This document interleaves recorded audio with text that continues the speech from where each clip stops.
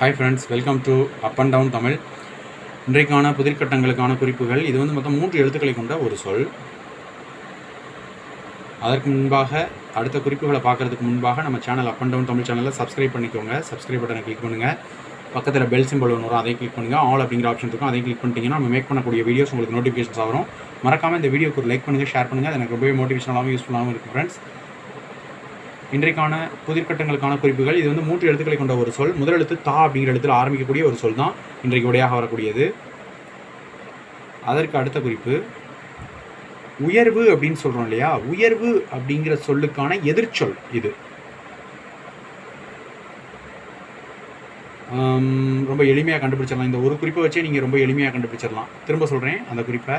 உயர்வு அப்படிங்கிற சொல்லுக்கான எதிர்ச்சொல், எதிர்ப்பதம் அப்படின்னு, எதிர்ச்சொல் அப்படின்னு கூட சொல்லலாம். ஒருவேளை கண்டுபிடிச்சிட்டிங்க அப்படின்னா விடைகளை நீங்கள் கமெண்ட் பாக்ஸில் எழுதி அனுப்புங்க உங்களது விடைகளை. நன்றி, வணக்கம். தேங்க்ஸ் ஃபார் வாட்சிங்.